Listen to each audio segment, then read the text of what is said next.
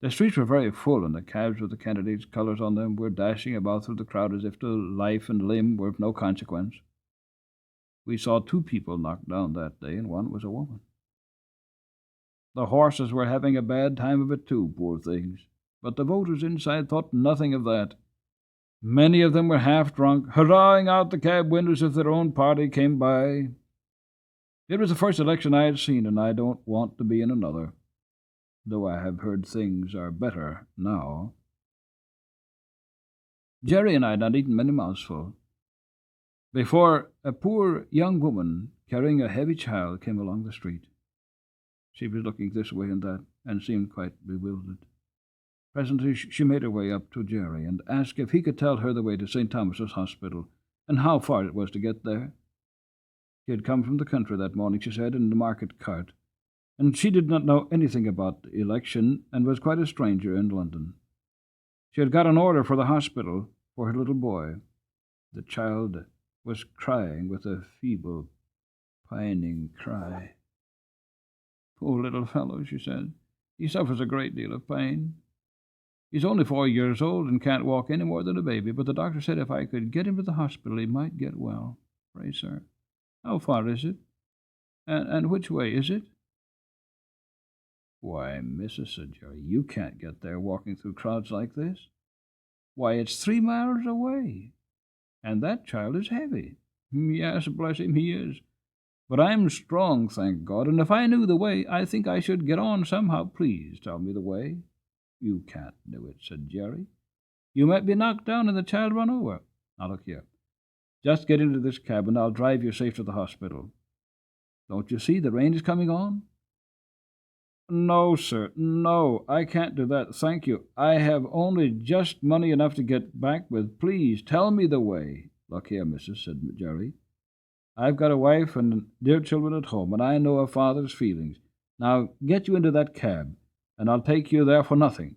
I'd be ashamed of myself to let a woman and a sick child run a risk like that." "Heaven bless you," said the woman, and burst into tears.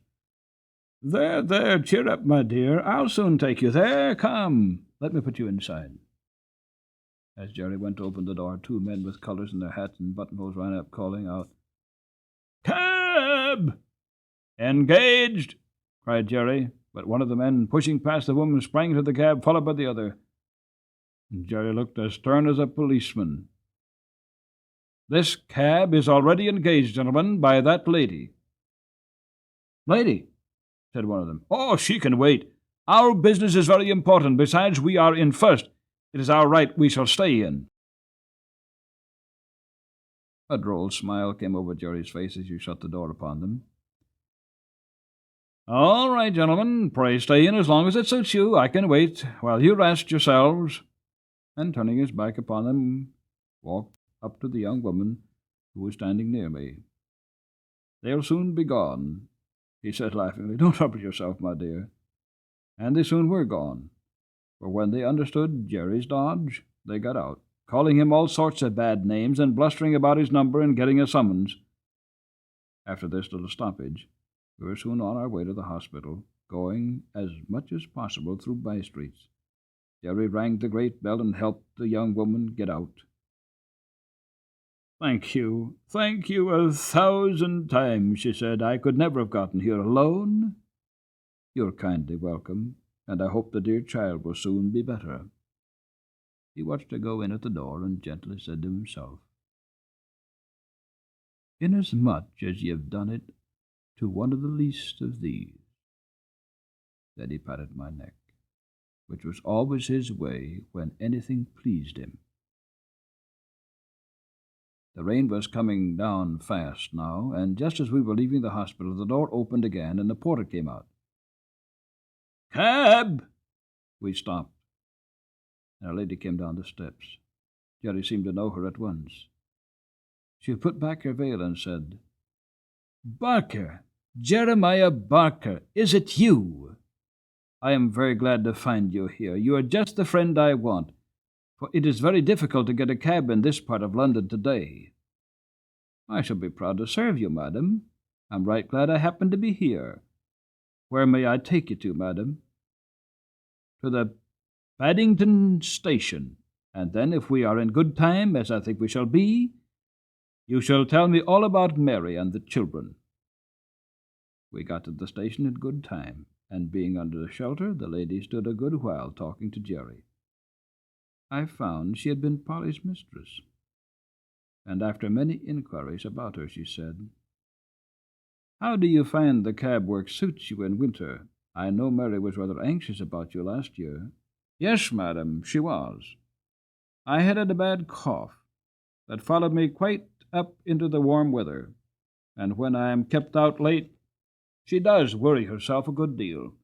You see, madam, it is all hours and all weathers that does try a man's constitution. But I am getting on pretty well, and I should feel quite lost if I had not horses to look after. I was brought up to it, and I am afraid that I should not do so well at anything else."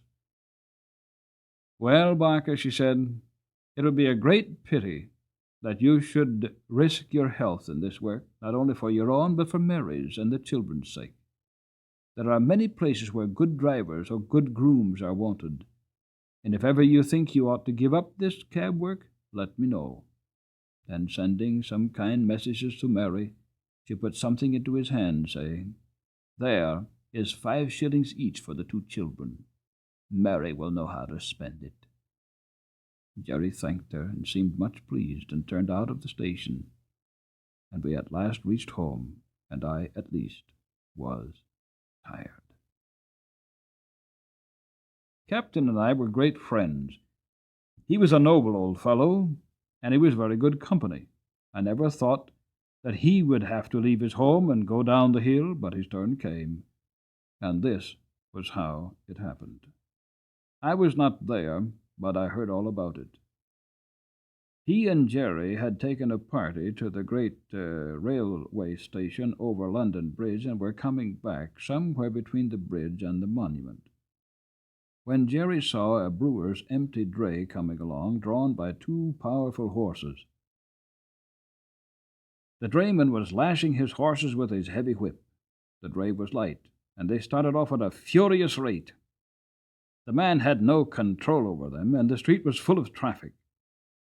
One young girl was knocked down and run over, and the next moment they dashed up against our cab. Both the wheels were torn off, and the cab was thrown over. Captain was dragged down, the shaft splintered, and one of them ran into his side.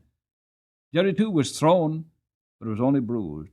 Nobody could tell how he escaped. He always said 'twas a miracle. When poor Captain was got up, he was found to be very much cut and knocked about.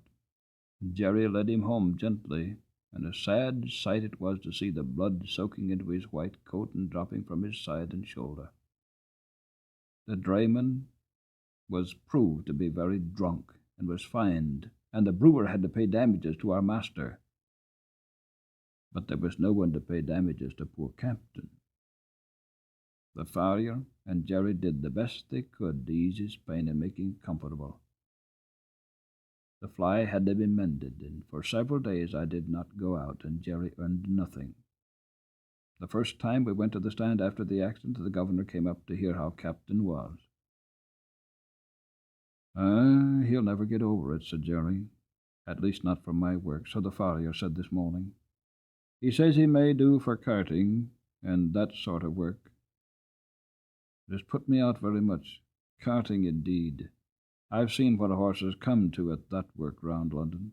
I only wish all the drunkards could be put in the lunatic asylum, instead of being allowed to run foul of sober people. If they would break their own bones and smash their own carts and lame their own horses, that would be their own affair. We might let them alone then, but it seems to me that the innocent always suffer. And then they talk about compensation. You can't make compensation. There's all the trouble and vexation and loss of time besides losing a good horse. That's like an old friend. It's nonsense talking of compensation.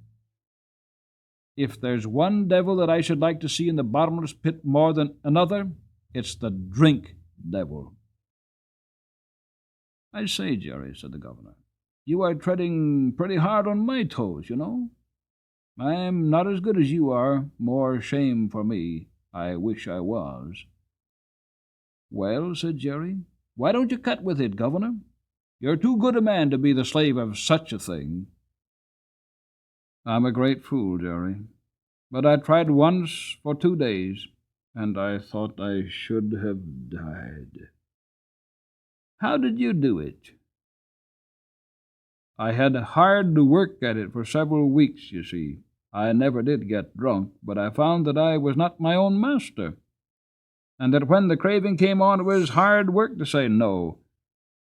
I saw that one of us must knock under, the drink devil or Jerry Barker, and I said it should not be Jerry Barker, God helping me. But it was a struggle, and I wanted all the help I could get, for till I tried to break the habit I did not know how strong it was. But then Polly took such pains that I should have good food, and when the craving came on, I used to get up and get a cup of coffee or some peppermint or read a bit in my book, and that was a help to me. Sometimes I had to say over and over to myself,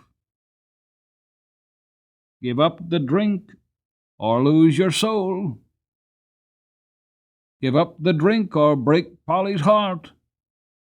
But thanks be to God and my dear wife, my chains were broken, and now for 10 years I've not tasted a drop, and never wish for it." "I've a mind to try at it," said Grant, "for 'tis a poor thing not to be one's own master.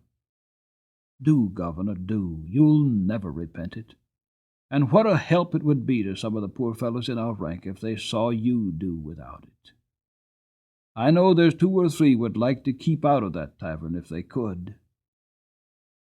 At first Captain seemed to do well, but he was a very old horse, and it was only his wonderful constitution and Jerry's care that kept him up at the cab work so long. Now he broke down very much.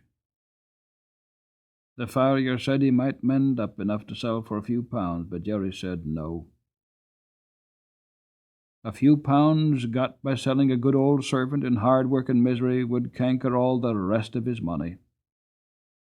And he thought the kindest thing he could do for the fine old fellow would be to put a sure bullet through his heart, and then he would suffer no more. For he did not know where to find a kind master for the rest of his days. The day after this was decided. Harry took me to the forge for some new shoes. When I returned, Captain was gone. I and the family all felt it very much. Jerry had now to look out for another horse, and he soon heard of one through an acquaintance who was under groom in a nobleman's stables. He was a valuable young horse, but he had run away, smashed into another carriage, flung his lordship out, and so cut and blemished himself that he was no longer fit for a gentleman's stables, and the coachman had orders to look around and sell him as well as he could. "I can do with high spirits," said Jerry, "if a horse is not vicious or hard-mouthed." "There's not a bit of vice in him," said the man. "His mouth is very tender, and I think myself that was the cause of the accident. You see, he had just been clipped, and the weather was bad. He had not had exercise enough, and when he did go out, he was full of spring as a balloon. Our governor, the coachman, I mean, had him harnessed in as tight and strong as he could, with a martingale and a bearing rein, a very sharp curb, and the reins put in the bottom bar. It is my belief that it made the horse mad, being tender in mouth and so full of spirit." "Likely enough. I'll come and see him," said Jerry. The next day, Hotspur, that was his name, came home. He was a fine brown horse, without a white hair in him, as tall as Captain, with a very handsome head, only 5 years old. I gave him a friendly greeting by way of good fellowship, but did not ask him any questions. The first night he was very restless. Instead of lying down, he kept jerking his halter rope up and down through the ring and knocking the block about against the manger so that I could not sleep.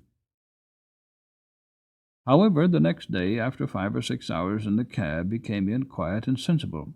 Jerry patted and talked to him a good deal, and very soon they understood each other, and Jerry said that with An easy bit and plenty of work. He would be as gentle as a lamb. And that was an ill wind that blew nobody good. For if his lordship had lost 100-guinea favourite, the cabman had gained a good horse with all his strength in him. Hotspur thought it a great come-down to be a cab-horse, and was disgusted at standing in the rank, and he confessed to me at the end of the week that an easy mouth and a free head made up for a great deal, and after all the work was not so degrading as having one's head and tail fastened to each other at the saddle. In fact, he settled in well, and Jerry liked him very much. Christmas and the New Year are very merry times for some people, but for cabmen and cabmen's horses it is no holiday, though it may be a harvest. There are many parties, balls, and places of amusement open, that the work is hard and often late. Sometimes driver and horse have to wait for hours in the rain or frost, shivering with cold, while the merry people within are dancing away to the music. I wonder if the beautiful ladies ever think of the weary cabman waiting on his box, this patient beast standing till his legs get stiff with cold. I had now most of the evening work, as I was well accustomed to standing, and Jerry was also more afraid of Hotspur taking cold. We had a great deal of work in the Christmas week, and Jerry's cough was bad. But however late we were, Polly sat up for him, and came out with a lantern to meet him, looking anxious and troubled. On the evening of the New Year, we had to take 2 gentlemen to a house in one of the West End squares. We set them down at 9 o'clock, and were told to come again at 11. But, said one of them, "It is a card party. You may have to wait a few minutes, but don't be late." As the clock struck 11, we were at the door, for Jerry was always punctual. The clock chimed the quarters. 1, 2, 3, and then struck 12, but the door did not open. The wind had been very changeable, with squalls of rain during the day, but now it came on sharp, driving sleet, which seemed to come all the way round. It was very cold, and there was no shelter. Jerry got off his box and came and pulled one of my claws a little over my neck. Then he took a turn or 2 up and down, stamping his feet. Then he began to beat his arms, and that set him off coughing. So he opened the cab door and sat at the bottom with his feet on the pavement, and was a little sheltered. Still, the clock chimed the quarters, and no one came. At 12:30 he rang the bell and asked the servant if he would be wanted that night. "Oh, yes, you'll be wanted, safe enough," said the man. "You must not go, it'll soon be over." And again Jerry sat down, but his voice was so hoarse I could scarcely hear him. At 1:15, one of the doors opened, and 2 gentlemen came out. They got into the cab without a word, and told Jerry where to drive. That was nearly 2 miles. My legs were numb with cold, and I thought I should have stumbled.